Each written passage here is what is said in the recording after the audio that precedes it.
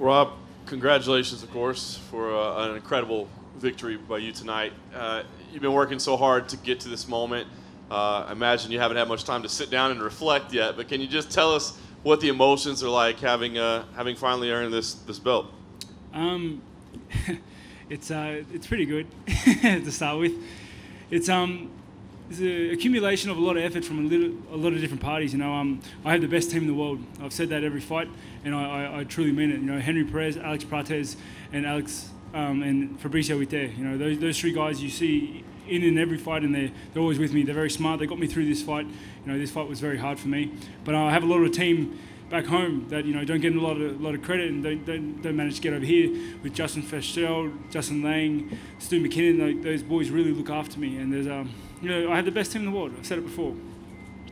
After the first 2 rounds of the fight, all 3 judges had you down 2-0. I wonder what you were thinking at that point. I mean, obviously you never go into a fight wanting to lose rounds, but did you realize that might be a possibility against a guy like Yoel, but you could capitalize late on a guy that tends to fade? Or, were you frustrated by what had happened in the first 2 rounds? In the first round, he kicked me leg pretty hard. And that kind of put a blocker in the way of my game plan. And the game plan was always to pepper him, to hurt him, to poke him away, and then in the later rounds start to capitalize on that constant damage. But it put my game plan back a little bit for the first 2 rounds. I had to concede that, and I had to play it a bit safer than usual. But in the end, it came around. Great cornering from my team. They really got me through this one. We obviously saw you, the knee being addressed there. Do you know anything about the extent of the damage yet? I mean, certainly you haven't had full testing on it yet, but I mean, do you have an idea what might be wrong and kind of what you're looking at? In my expertise, it's sore. Well done. And last question I have for you. I mean, anytime somebody wins a belt, the first thing we ask them is, what's next? What's going to happen? We know what's next for you. It's Michael Bisping. I wonder what you thought. I mean, Michael Bisping is Michael Bisping. He's been that way for a long time. But what did you think about the exchange tonight and kind of the way he addressed you? And what did you think about the whole process? You said it best yourself. Michael Bisping is Michael Bisping. I'm the type of fighter that goes into every fight with no ill will towards any of my opponents. I'm an athlete first and foremost, and we love the sport. I actually respect Michael Bisping. I respect him as the champion, even though he's injured and on the bench, and that's why there's an interim champ. I respect him. I really do. I have a lot of respect for him. But we're going to touch gloves now. It's fate. We have to fight now, and when we do, there's going to be no mercy. Rob, hey, first of all, congratulations. I'm just wondering, just on Michael Bisping, obviously the lead-up between you and Yoel was one of very much a mutual respect between the two of you. That's probably not going to be the case with Michael Bisping. I was just wondering, how will that affect your preparation at all? I don't know. I haven't got any bad vibes from Michael. He hasn't done anything crazy to try and get in my face. I think he respects me as well. He is who he is, and he's going to do what he's going to do. And, I'm just going to be me. I go into the fight with the same amount of respect I have for every athlete. And I'm going to be me in that fight. I'm going to be me on the media, outside the fight. I'm going to be me, and he can work with that. And Dana said before there's a possibility that fight could take place in Australia. I know you said before that you'll fight anyone, anywhere, but would that make it a little bit extra special if you do get that shot and it is back home? Oh, of course, mate. Who doesn't like fighting at home? You know what I mean? Having it on your backyard is great. Great for me. It's great for all my support. I'd love to bring the fight back to Australia. They would love it. And what do you think your win tonight does for the sport back home? I have a lot of support from the Australian crowd back home. I know this, and I'm blessed to be in this position. Every time I walk out into that octagon, I feel like I'm representing my countries, Australia and New Zealand. Mate, it's the highest honour and highest privilege. I try to conduct myself in a good manner outside the octagon as well as inside the octagon, and try to be, a champion needs to act like a champion, and I can only hope I fill those shoes. Congratulations. Thank you very much. Hey, Robert, right over here. Earlier this year, they announced that it was going to be Michael Bisping and George St. Pierre. Now here you are here with the title yourself. Just talk about, at the beginning of the year, what you were feeling when you saw that, the division was getting log jammed, and here you were winning these fights, but it didn't seem like you'd get a title shot. Yeah, at that point in my career, I think people were still thinking I was a sleeper. Yeah. I think people were definitely underrating me a bit, and that's fine. I can only be me. You know, I fly a little bit under the radar, and that's fine. I let every one of my fights, I let my actions speak louder than my words, and I hope tonight was another demonstration of that. But definitely earlier in the year, there was a logjam in the division. You know, there was nowhere to go. There was no reason to fight. There was no way to work up. You know, everyone has a goal of being the champion or being the best ever, and it's hard to do that when the champ is tied up with another opponent that's not even in the division. So that was hard. That was a hard time. But then with the interim belt and the fight with Yoel Romero, everything starts flowing again. Even the fighters below me get a chance now to fight their way up again, and you know, it's a great time to be a middleweight. And you were a product of the Ultimate Fighter. You won the Ultimate Fighter. Did you carry that with you tonight? You know, into this, just for all those guys on that show, and just being someone that was a success from the Ultimate Fighter. I didn't think about it. Yeah. That's so long ago. I can barely remember yesterday, to be honest. Like, that was a long time ago. More importantly than anything, every time I step into that octagon, I feel like I'm representing my nations. Yeah. And I want to be a good role model to young upcoming athletes, and I want to be a role model just to men in general. And that kind of gets to my next question. How much do you think this win is going to impact, more Aussies like yourself, trying to, get into the sport and, sort of motivate them because now they have a role model in you as the champion?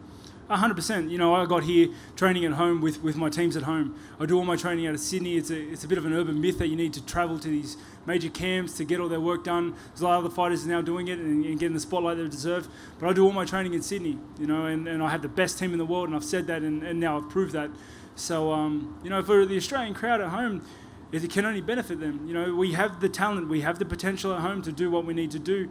And, I hope this just makes the sport grow. And last question for you. We know that Bisping is next. Are you still, though, a little bit worried that maybe St. Pierre somehow gets in there and gets that fight with Bisping, or is that completely off your mind at this point? I didn't even give it a thought, mate. At this point in time, I'm pretty sure me and Bisping are fated to fight. We were supposed to fight another time, and then, it's like snakes and ladders. I had to fight a lot of dudes to get back into that range. But now here I am again, and here we are again. We're going to fight. What Bisping does, who he fights, that's his own business. I'm taking everything one fight at a time. I'm worrying about me. I've got the best team around me. They make smart decisions with them, and that's where we'll go from there. Robert, to your left. One question about the last 90 seconds or so of the fight. The judges had it 2 rounds apiece. There was that point where Romero goes to the ground. When he was out here a little while ago, he actually said he would need to go back and look at tape and see exactly what happened, if he fell, whatever. I wanted to ask your thoughts about that moment, what your read was on that situation, how he ended up on the mat, and then also following him to the ground. You had success on the feet, but obviously you locked down the win in that last 90 seconds. Was that a cognitive thought in your head at that point, or did you even realize it at the time? Mate, that's Australian wrestling for you. And that's, I think we got there in the scramble, and I had a really dominant position. I felt comfortable in that position to do damage and to control the fight. It was definitely a favourable position for me. I'm not going to give up a position like that for no reason. So I definitely thought, I'm in a strong position, let's stay here and let's try to elbow the hell out of him. Did you have any thought that this could be the fight right here? Did it feel as close to you as it might have been at that point? I could hear my corners. My corners were yelling at the time. But, in the fight, timing is hard. Finding timing and trying to understand how soon or how much. I don't fight like that. That's not how I fight. I don't fight calculated too much. I go in there and I do my thing, looking for the finish from the first minute to the last minute. And I was trying to do that in that minute as well. Robert, right in front. Congratulations. First thing I want to ask you is, last week Manny Pacquiao, a great legend, loses to Jeff Warren in Australia.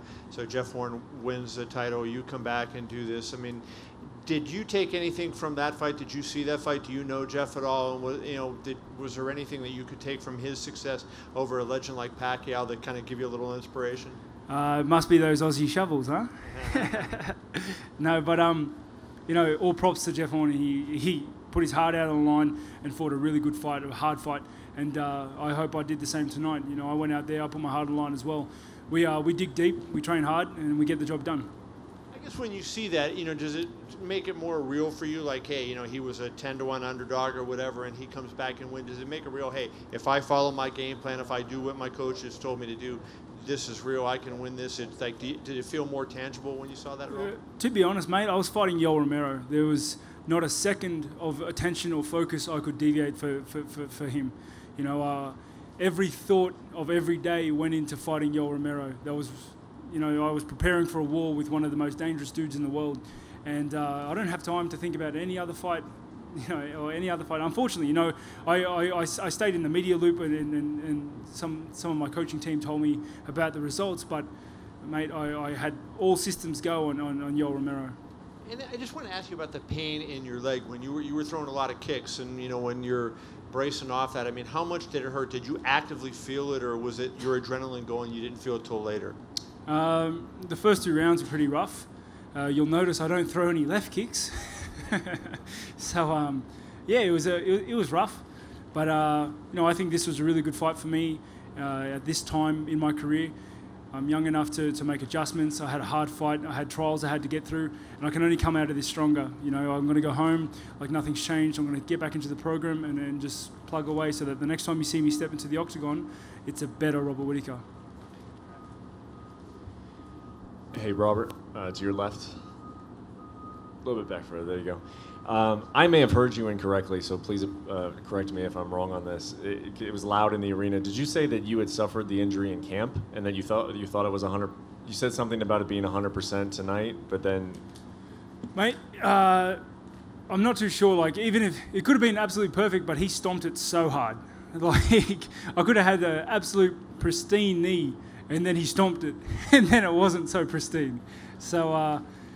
If it was good, it wasn't after that. Okay, but you did do something to your left knee during the training camp? Yeah, every fighter has to train with niggly injuries. I had niggly injuries coming into the fight. I thought they were 100% until Yoel Romero stomped on it. So what does that feel like in the first round of your title fight? You had this injury that you thought was good, and then it wasn't. I mean, was there any sense of panic even initially, at least initially, when that happened? It's kind of why I give a lot of credit of this fight to my corners and my coaching staff, because it was there. In the first and second rounds, it was there. It was hard to ignore because it was fresh. The injury was fresh, and it hurt. And with the adrenaline running in a fight, for something to hurt, it's injured. So. But my corners, I have, like I said 100 times, I have the best team in the world, and they gave me precise answers. They gave me the cool and calm, collected focus that I needed, and I drew from that to really get over that little hill in this fight. And I know this is kind of asking you for a detailed answer on something you just don't know about yet, but are you concerned about the knee right now? Do you feel like it could, prevent you from getting back in the gym when you want it to be, or are you pretty certain you're not concerned sitting out there? Mate, I could lose my leg and one of my coaches would still make me train. Trust me, I'll be training just fine.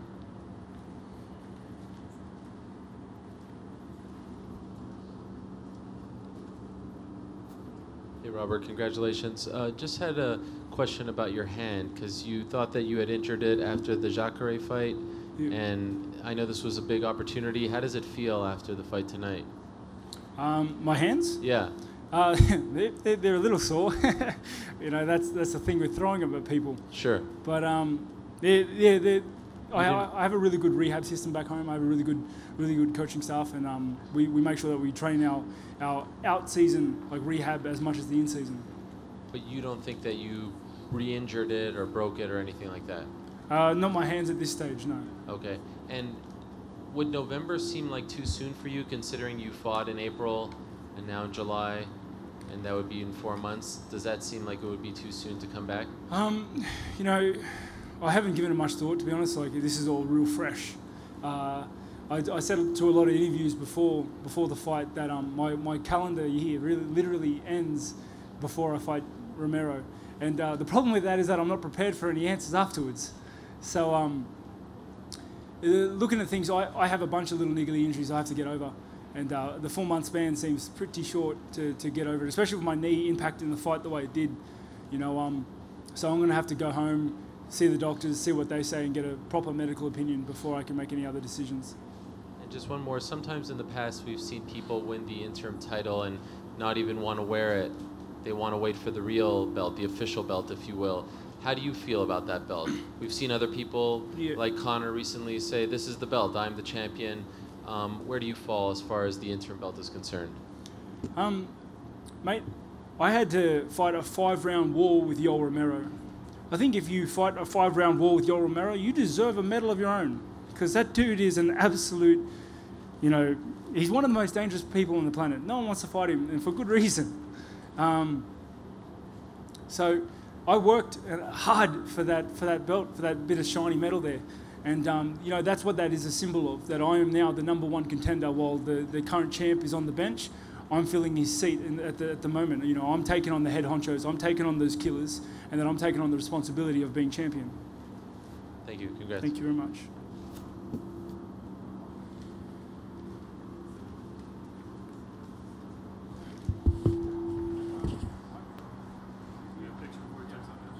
Thank you very much, guys.